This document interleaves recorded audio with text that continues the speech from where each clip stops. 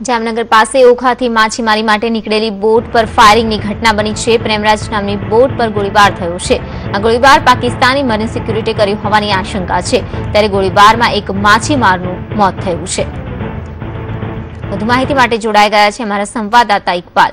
ઇકબાલ, જે પ્રકારે આ માછીમારી બોટ પર જે ફાયરિંગની ઘટના બની હતી, ત્યારે જે આશંકા સેવામાં આવી રહી છે, આખરે આ ફાયરિંગ શું કોને કર્યું છે તે જાણી શકાયું છે?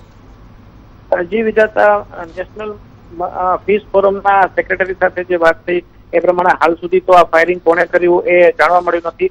તો ઓખાથી માછીમારી કરવા માટે ગયેલી પ્રેમરાજ નામની બોટ ઉપર આ ઇન્ટરનેશનલ મેરીટાઈમ ઝોન એટલે કે આંતરરાષ્ટ્રીય જળસીમામાં આજે સવારે 9 વાગ્યાના સુમારે અંધાધૂંધ ફાયરિંગ કરવામાં આવ્યું હતું।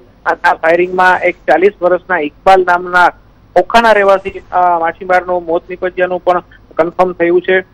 અને આ ઘટનાની અંદર વધુ 2-3 માછીમારો ઘાયલ થયા હોવાના સમાચાર પણ મળી રહ્યા છે। જોકે આ ફાયરિંગ કોણે કર્યું અને શા માટે કર્યું તે અંગે દ્વિધા પ્રવર્તી રહી છે અને કોસ્ટગાર્ડ સહિતની સરકારી એજન્સીઓએ હજી સુધી આ મૌન સેવી રાખ્યું છે। વિધાતા, જી ઇકબાલ, આભાર માહિતી બદલ।